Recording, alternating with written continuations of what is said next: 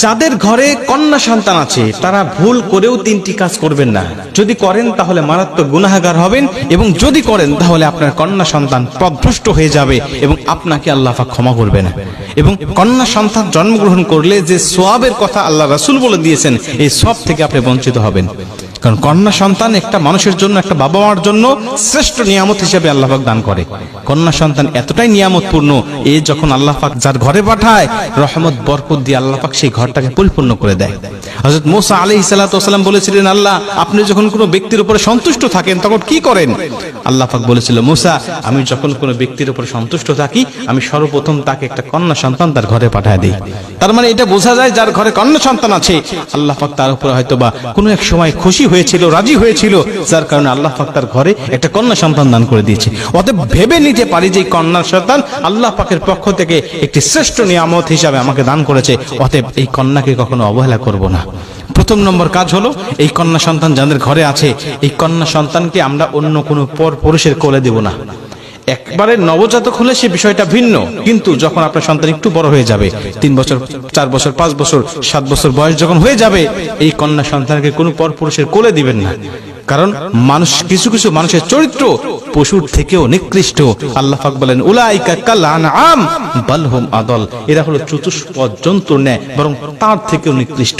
আপনি বসাবেন না। এটা কি হবে? সে হোক ভালো, কিন্তু আপনার কন্যা সন্তানের লজ্জা শরম নষ্ট হয়ে যাবে। আল হায়াউ শু'বাতুম মিনাল ঈমান, নবীজি বলছে লজ্জা শরম হলো ঈমানের অঙ্গ।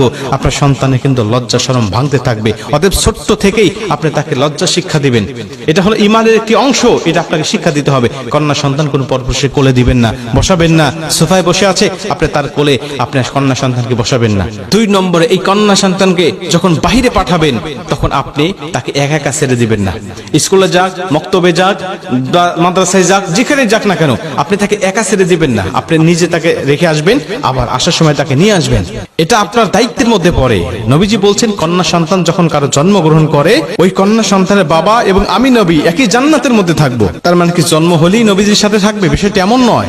তাকে সম্পূর্ণভাবে দায়ভার গ্রহণ করতে হবে, তাকে ভরণ পোষণ দিতে হবে, তাকে উপযুক্ত পাত্রস্থ করা পর্যন্ত তার কাছে লালিত পালিত করতে হবে এবং সঠিক ব্যবহার তার সাথে করতে হবে। আজকে আমাদের সমাজে ছেলের সাথে যে ব্যবহারগুলো আমরা করি, মেয়েদের সাথে সেই ব্যবহার করি না। ছেলেদেরকে যত ভালোবাসি, মেয়েদেরকে আমরা সেরকম ভালোবাসি না। অতএব একটা মেয়ে সংসারে, বাবার সংসারে থাকার পরে অবশ্যই বাবার উপরে দায়িত্ব হবে, বিয়ে দেওয়ার আগ পর্যন্ত আপনি তাকে দেখভাল করবেন, তার কেয়ার করবেন, তাকে আপনি বড় করার আগ পর্যন্ত সবসময় আপনার নজরে রাখবেন। এটা আপনার উপর দায়িত্ব। জন্ম দিয়েছেন বলে আপনি জান্নাত পেয়ে গেছেন, বিষয়টা এমন নয়। তাকে দ্বীন শিক্ষা দিতে হবে, তাকে আদব শিক্ষা দিতে হবে, তাকে ইসলাম শিক্ষা দিতে হবে। এটা আপনার উপরে দায়িত্ব। মুসলমান ভাইরা আমার, 3 নম্বরে নবীজি বলেন, যখন তোমার ঘরে কোনো কন্যা সন্তান থাকবে তখন তুমি তোমার কন্যা সন্তানকে 2 চোখে দেখতে পারবে না। তোমার সন্তানকে তুমি ছেলে সন্তানকে এক চোখে দেখো, আর তোমার মেয়ে সন্তানকে তুমি অন্য চোখে দেখো। এমন কিন্তু দেখলে তোমার কিন্তু চলবে না। আজকে আমাদের সমাজে দেখা যায় অনেক বাবারা আছেন, তারা ছেলেকে খুব গুরুত্ব দিয়ে থাকেন। বাহির থেকে কোনো কিছু আনলে ছেলেকে দেন, মেয়ের জন্য কিছু নিয়ে আসেন না, মেয়েকে ভালোবাসেন না। এবং অনেক মায়েরাও আছেন যারা সংসারে যখন একটা বড় মাছ রান্না করা হয়, বড় মাছের মাথাটা সন্তানের পাতে দিয়ে দেয়, আর ওই ছোট্ট মেয়েটার পাতে তেমন কিছু ভালো কিছু দেওয়া হয় না। এরকম ভাবে সন্তানকে, মেয়ে সন্তানকে অবহেলা করা হয়। এক পর্যায়ে এই মেয়েটা যখন শ্বশুর বাড়িতে চলে যায়, তখন শ্বশুর বাড়ি গিয়েও এই মেয়েটা অবহেলার শিকার হয়। আপনি বাবার সংসারে থাকতে মাও তাকে ভালো কিছু খাবার দেয় না, আবার শ্বশুর বাড়ি গেলে তো তার কপালে ভালো কিছু জোটেই না। অতএব মেয়েকে মায়ের সংসারে যখন থাকবে, বাবার সংসারে যখন থাকবে, তখন সমান চোখে দেখতে হবে। নবীজি বলেন, আমি যখন কোনো যুদ্ধে চলে যেতাম বা কোনো বাহিরে কোনো কাজে চলে যেতাম, সবার সাথে সাক্ষাৎ করার পরে সবার শেষে সাক্ষাৎ করতাম আমার মেয়ে হযরতে ফাতেমা রাদিয়াল্লাহু তাআলা আনহার সাথে।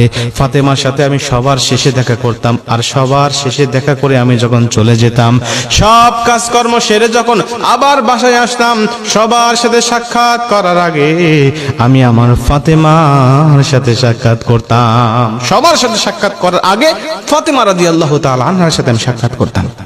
এবং যখন বাহির থেকে কোনো কিছু নিয়ে আসতাম, আমি কারো হাতে দিতাম না, আমি আমার কোনো স্ত্রীর হাতে দিতাম না, আমি আমার কোনো সন্তানের হাতে দিতাম না, দিতাম হযরত ফাতেমা রাদিয়াল্লাহু তাআলা আনহার হাতে। মুসলমান ভাইরা আমার, এখান থেকে বোঝা যায় নবীজি কন্যা সন্তানদেরকে কত ভালোবেসেছেন।